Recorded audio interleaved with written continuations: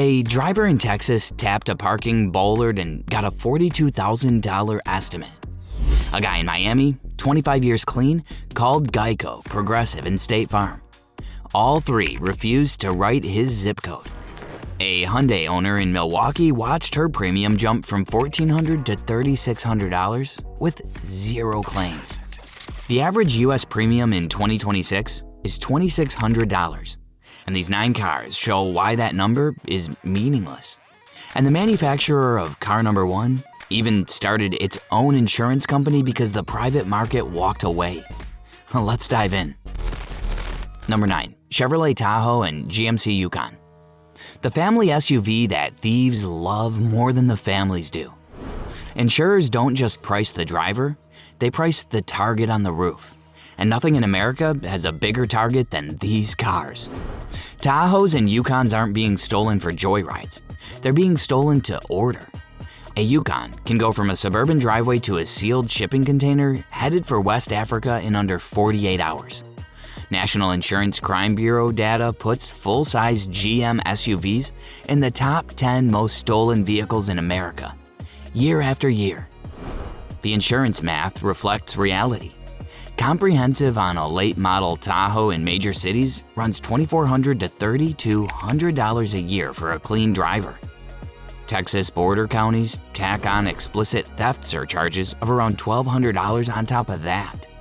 One Tahoe owner on a GM forum posted that his insurer made a factory tracker plus an aftermarket kill switch a condition of renewal on a car he'd owned for 4 years with 0 claims.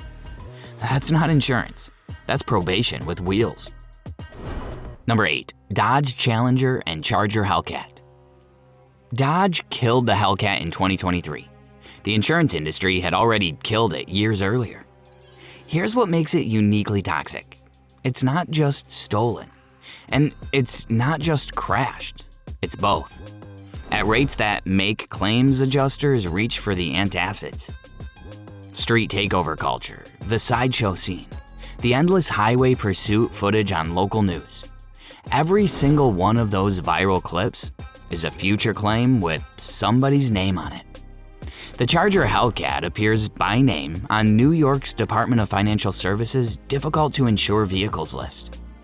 That list is public. You can look it up. It's the closest thing America has to an official blacklist, and Dodge occupies more slots on it than any other brand, which is one kind of podium finish, I suppose. A 30-year-old with a clean record in Atlanta pricing a Hellcat today is looking at $450 to $700 a month. A 25-year-old? Most standard carriers won't even return a quote. You get funneled into surplus lines, the high-risk pool where premiums have no ceiling and coverage has no floor. And the kicker nobody tells you at the dealership? Even selling it gets harder every year, because the next owner runs the same quotes you just ran. Number 7, Tesla Model Y. Sounds bad? This next one turns a parking lot tap into a $22,000 claim.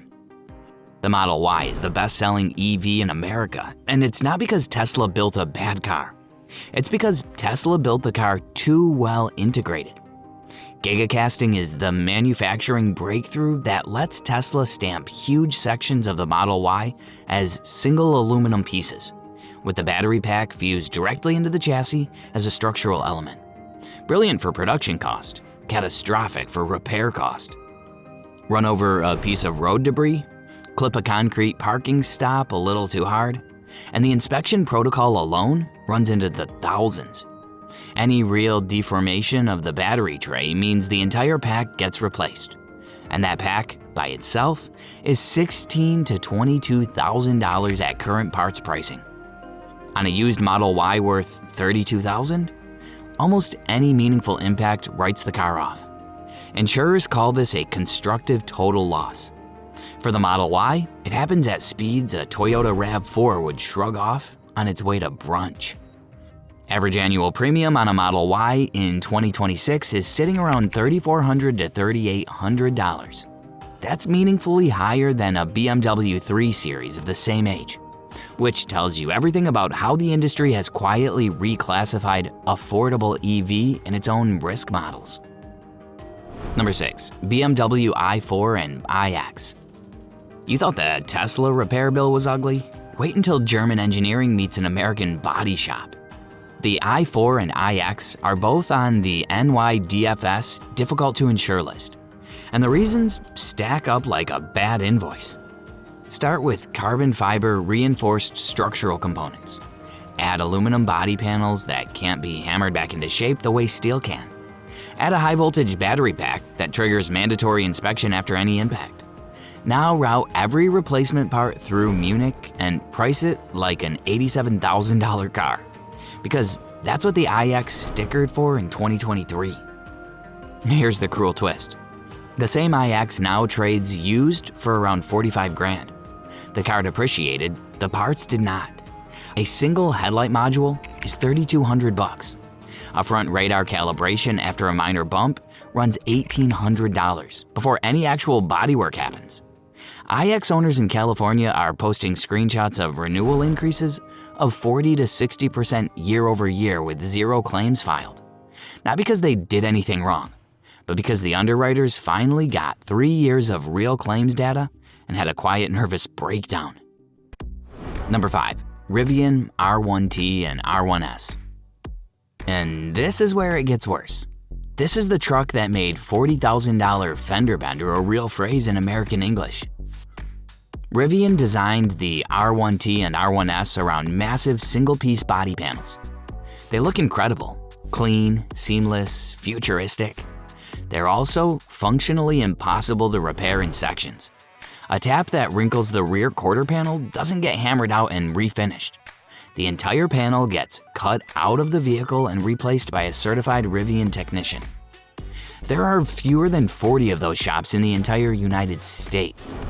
Average wait time for a repair slot is 4 to 6 months, during which your insurer is paying for your rental car and quietly updating its risk model. Do the math from the insurer's side and you understand why premiums are running $3,200 to $4,500 a year, and why some carriers have quietly stopped writing Rivian Comprehensive in California and Washington entirely. Multiple documented cases now exist of sub 10 mile per hour collisions producing $35,000 to $42,000 estimates.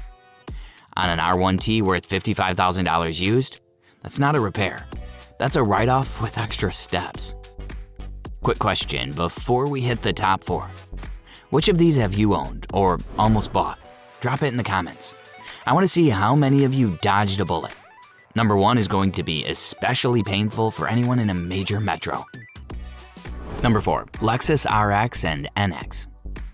Now this one changes the math completely because it's the betrayal nobody saw coming. For 30 years, Lexus was the boring, sensible, financially responsible luxury choice. You bought one because you'd done the research and decided reliability mattered more than badge prestige.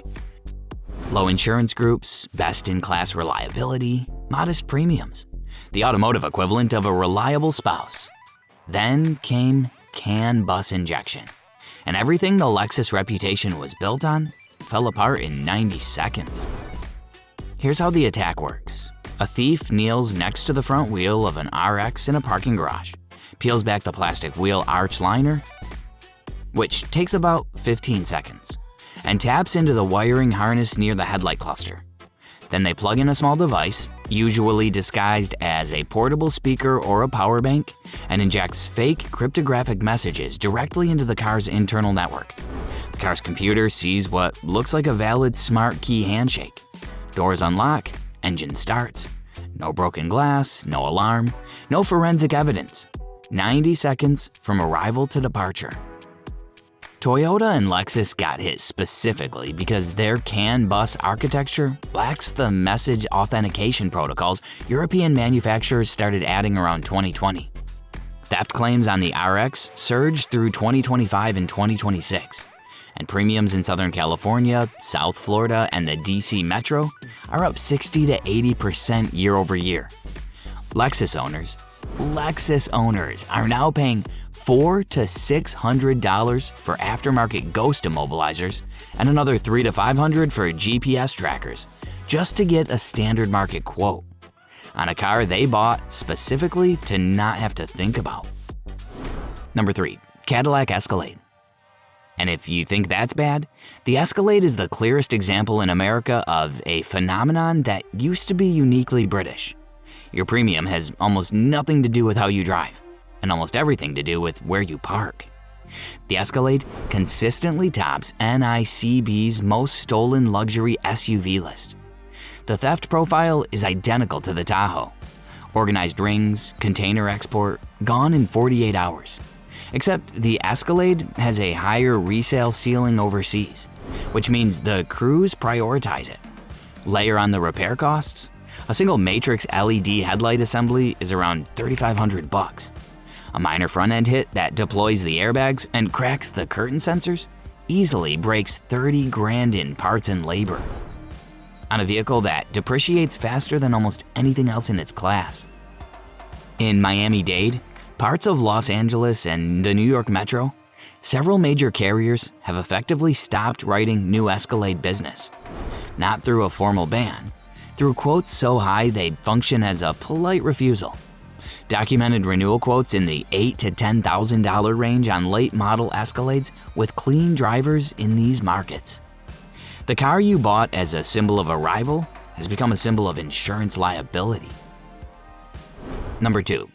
Hyundai Elantra, Sonata and Kia Forte, Soul, Sportage, 2011 to 2021. Sounds expensive? This next one is the biggest American insurance story of the decade, and it hit the people who could least afford to be hit. Between 2021 and 2023, a group of teenagers in Milwaukee, later called the Kia Boys, posted videos on TikTok and YouTube showing how a USB cable and a flathead screwdriver could start any non-push button Hyundai or Kia built between 2011 and 2021. Why? Because neither brand had installed engine immobilizers on their base trims. An immobilizer is a basic security component that had been standard on virtually every other car sold in America for 20 years. Hyundai and Kia left it out to save a few dollars per unit. Genius bit of cost engineering, right up until it wasn't. Those videos exploded. Theft rates in affected cities went up 1,000% or more. In 2023, State Farm and Progressive formally stopped writing new policies on affected Kia and Hyundai models in Milwaukee, St. Louis, Denver, Minneapolis, and elsewhere. A 2018 Elantra with a clean driver in Chicago now runs $3,500 to $4,000 a year for comprehensive, on a car worth about $9 grand. That's 40% of the car's value every single year, forever. A multi-state settlement is rolling out free anti-theft software retrofits through 2026, but unfixed cars and drivers in the hardest-hit zip codes are still getting declined outright. Here's what makes this one land so hard. These are the cars immigrants buy, the cars students buy, the cars people buy with their first real paycheck, because they're supposed to be the responsible choice. The people hit worst by this crisis are the people who were doing everything right. Number 1, Range Rover Sport, 2018 to 2024. And now the one that makes everything else on this list look affordable? Everything the Range Rover Sport does wrong in Britain, it does wrong in America plus export. Organized theft rings target late model Range Rover Sports specifically for containerized export to West Africa, the Gulf states, and Eastern Europe. Relay attacks on the keyless entry system work in under 30 seconds. The vehicle is driven directly to Port Newark, Baltimore, or Savannah, loaded and gone within 24 hours. Once it's in a container, it's gone forever. And if the thieves don't get you, the repair bill will. Aluminum body structure, dealer-only diagnostic equipment, and parts that ship from the UK whenever they feel like it. In Manhattan, Brooklyn, Miami, and West LA, Geico, Progressive, and State Farm have all been documented refusing to write new Range Rover Sport policies through 2025 and 2026. Owners who can find coverage in those markets are reporting annual premiums of $8,000 to $15,000 on a used Range Rover Sport worth $45 grand. That's up to 30% of the car's value every year, which is less a premium and more a subscription to keep driving your own car. Here's the detail that tells you everything. Jaguar Land Rover has launched its own in-house insurance product in the United States. The manufacturer is now in the business of insuring its own cars, because nobody else will. Meanwhile, the Range Rover forums on Reddit and Renlist are full of owners openly documenting their migration to Volvo XC90s, BMW X5s, and Audi Q7s. The Range Rover badge, which was the single clearest status signal in the American parking lot 5 years ago, has become a liability badge you pay extra to wear. The 3 rules. If you strip this entire list down to what insurers are actually pricing for, you get 3 rules. Memorize them before your next car purchase and you'll save more money than any coupon code ever will. Rule 1. Avoid theft targets.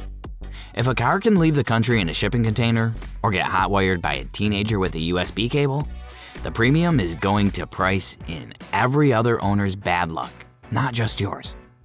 Range Rovers, Escalades, Tahoes, Hellcats, old Kias and Hyundais, the criminals made the decision for the underwriters years ago. Rule 2. Avoid structural battery cars. If the battery pack is the chassis, a minor bump becomes a total loss. Model Y, early Rivians, the BMW iX. Beautiful engineering, financial quicksand. The car doesn't have to be destroyed for the insurer to write it off. It just has to be inconvenient to fix. Rule 3. Avoid cars only the dealer can fix. If your body shop has to fly in a certified technician from another state, your insurer is paying for the plane ticket and passing it straight to you at renewal. Aluminum bodies, bonded panels, proprietary diagnostics, 40 certified shops in the whole country. That's not a car. That's a hostage situation with leather seats. This doesn't mean these cars are bad. It means they're priced wrong to insure. There's a difference, and the people who figure it out before they sign the paperwork are the ones sleeping through the night while everyone else is refreshing their renewal email. Drop your car, your city, and your 2026 renewal quote in the comments.